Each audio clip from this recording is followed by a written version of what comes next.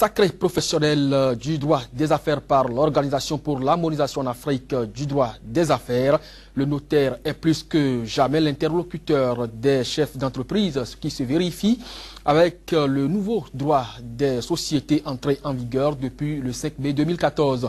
Maître Olanka Salam, bonjour. Bonjour, monsieur Metoumi. Vous êtes docteur en droit, diplômé supérieur du notariat de l'Université de Poitiers en France. C'est bien cela. Vous êtes le président du comité d'organisation de la 11e Université du notariat africain. Soyez donc les bienvenus sur l'émission Entretien du jour. Merci à vous et merci aux téléspectateurs. Alors, je m'en vais donc vous demander pourquoi une université du notariat.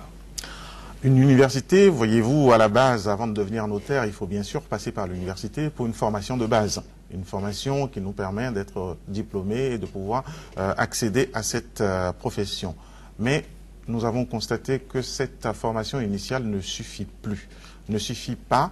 Le monde bouge, de perpétuels mouvements nous obligent également à retourner chercher la compétence initiale, chercher une formation. Cette formation, nous avons décidé donc de l'organiser de façon annuelle et de prendre d'anciens sujets de société où des choses ont changé, ou également de nouveaux faits sociaux, de nouvelles orientations de notre société qui impliquent, qui influent sur notre législation, pour que les notaires soient toujours à même d'offrir la prestation souhaitée par le client. Donc les universités constituent quand même des tremplins de formation.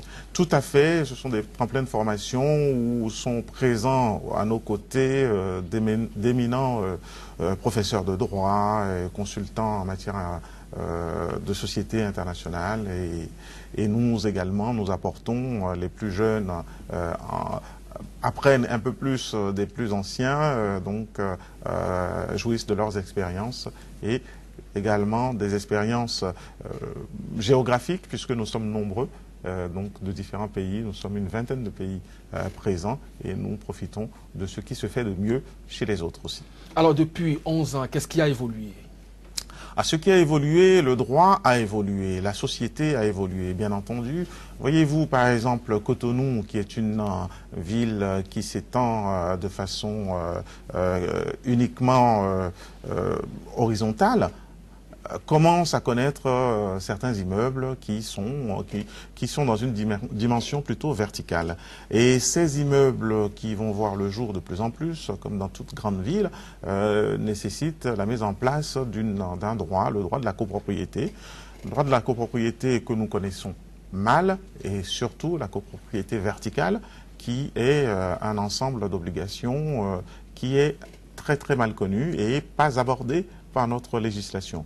La législation, nous avons une nouvelle législation qui est le Code foncier et domanial de la fin 2014, entré en vigueur, donc il y a juste un an et demi. Mais ce nouveau pan qui répond beaucoup aux questions du passé, un petit peu aux questions du présent, mais ne va pas complètement jusqu'au bout pour des questions à venir. Donc, comment donner un titre de propriété sur le 7e étage, sur le 10e étage, comment donner un titre qui a tous les attributs du titre foncier ou quoi que ce soit, comme on l'appelle, mais un titre qui puisse donner une garantie aux institutions bancaires qui veulent aider l'économie à bouger. En même temps que le notaire exerce donc son métier, il continue donc sa formation, vous êtes dans un processus de formation continuée. Quelles sont les spécificités de l'Université de Cotonou? Les spécificités de l'Université de Cotonou, outre le droit de la copropriété verticale que nous appelons, pour lequel nous appelons des solutions africaines, nous avons également nous allons aborder également le droit des sociétés. Vous savez que nous sommes toujours depuis l'origine de l'OHADA, par exemple, les spécialistes du droit de la société, du droit des sociétés. Mais en plus, dans ces sociétés, voyez-vous, il y a l'accent était mis par nous-mêmes sur la création et éventuellement un suivi pendant le cours de la vie de la société. Bien entendu, lorsque la société disparaît également, nous sommes là. Mais en plus de cela, nous voulons mettre l'accent désormais sur certaines techniques qui permettent de sauvegarder les entreprises, d'éviter justement qu'elles n'aillent à la casse, parce que ce n'est bon pour personne. Et ces techniques-là, appuyées par de nouveaux enseignants, nous aurons un consultant camerounais qui viendra donc nous exposer ces techniques et que nous adapterons, bien entendu, toujours pour apporter une réponse à nos concitoyens. Et nous avons également, comme nous parlions de ce que nos sociétés bougent, vous connaissez tous les moyens de communication modernes, mais en plus de ces moyens de communication, il y a des moyens de communication à inventer, moyens de communication qui font l'objet de notre troisième sujet de cette université. Nous voulons utiliser toute la panoplie qu'offre la modernité technologique pour répondre à certains aspects, pour corriger certains aspects, je dirais, de notre législation qui ont été imaginés il y a quelques siècles. Le Code civil date de 1804. Vous comprenez bien sûr que tenir une assemblée générale nécessitait la présence de tout le monde dans un cercle, dans un endroit, au siège social. Aujourd'hui, par visioconférence, nous pouvons y aller. Voilà, aujourd'hui, nous pouvons par visioconférence et nous l'avons inscrit donc dans nos lois, donc dans la loi supranationale qui est l'OHADA, nous l'avons inscrite et il s'agit désormais maintenant nous-mêmes d'en maîtriser les contours, d'en maîtriser que faire en cas de difficultés techniques, en cas de fournisseur d'énergie ou d'Internet qui a des défaillances, comment tenir une visioconférence dans ces conditions-là. Voilà, toutes ces règles-là. Maître Laïka Salam, vous êtes quand même à la tête de cette structure, vous participez au fur et à mesure au congrès et en même temps à des universités. Dans la même année, vous organisez un congrès et vous organisez également une université. Vous ne pensez pas que c'est trop? Est-ce que le notaire a suffisamment de temps pour tout cela? Alors, le notaire se doit de trouver le temps pour chercher la meilleure formation, pour être au courant des meilleures techniques, pour venir en aide, pour répondre à notre devoir de conseil dans un monde... Quelle est la différence entre alors un congrès que vous organisez et une université? Alors, le congrès, voyez-vous, ça est un petit peu plus politique, s'adresse à toute la population, véritablement. Il s'agit d'expliquer, de choisir des sujets qui intéressent toute la population et de l'inviter également à venir y assister, à venir nous apporter ces lumières. Le congrès, disons, est un petit peu plus politique, mais il est plus général. Et bien entendu, c'est l'occasion de répondre à quelques difficultés administratives, non pas difficultés, quelques raisons administratives donc de nos associations. Mais l'université s'adresse directement à la formation de nous-mêmes. Disons qu'aussi le congrès est une information du public sur ce que nous faisons. L'université est plutôt une formation de nous-mêmes avant justement d'être les plus compétents, les mieux à même de répondre à vos questions. Alors justement, lorsque vous parlez de vous-même en tant que notaire, oui, pour le commun des mortels, c'est qui le notaire? Parce qu'on ne vous connaît pas en réalité. Hélas, oui, on ne nous connaît pas assez et nous devrions effectivement nous faire davantage connaître. Disons que le notaire est un officier public. Un officier public est en plus un officier ministériel. Ça veut dire que le notaire ne travaille pas, ne se met pas à travailler où il veut, quand il veut, mais est plutôt nommé par l'État, par le président de la République, et il prête serment devant la cour d'appel. Donc, ce que fait le notaire ne représente que l'État. Il représente l'État, il est à la tête d'une charge notariale, d'un office notarial si vous voulez, mais cette charge est une forme de service public confié à la gestion d'un privé.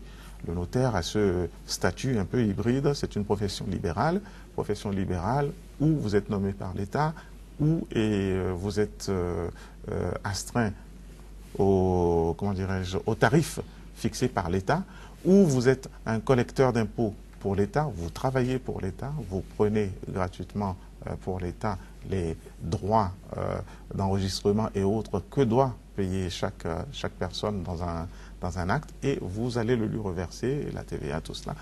Donc vous êtes un fonctionnaire un petit peu privé, mais surtout, étant donné que vous représentez l'État, ce que vous écrivez vaut, engage et vaut une décision de justice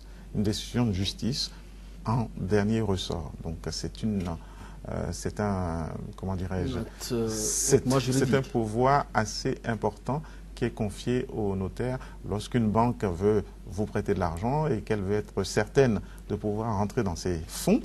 Elle vous demande d'aller signer un acte chez un notaire pour que le notaire puisse lui délivrer ce que nous appelons une grosse, c'est-à-dire un titre exécutif. Est-ce que c'est ça qui fait que la classe est tellement restreinte ou fermée pratiquement aux autres? La classe est fermée, je ne dirais pas tout à fait cela. Bon, c'est ce que j'ai moi-même dit il y a quelques années avant d'y entrer. Mais je pense que nous sommes aujourd'hui l'équivalent des notaires sénégalais. Nous sommes plus comme burkinabés, qui sont bien plus nombreux que nous. La population burkinabé est plus nombreuse que la nôtre, mais nous sommes à peu près le même nombre de notaires au Niger. Une petite trentaine, nous sommes le double de ce qui se fait au Gabon ou dans d'autres pays ou en Guinée. Mais le notaire ne peut pas, même en France, il y a nettement moins de notaires qu'il n'y a d'avocats. C'est pas une profession, c'est pas la même profession. On ne peut pas imaginer non plus avoir, je ne dirais, 10 000 préfets dans un pays. Alors, Laïka Salam, oui, président du comité d'organisation de la 11e université du notariat africain à Cotonou, au Bénin. Oui. Ça va durer 4 jours probablement. Qu'est-ce qu'on peut dire pour conclure?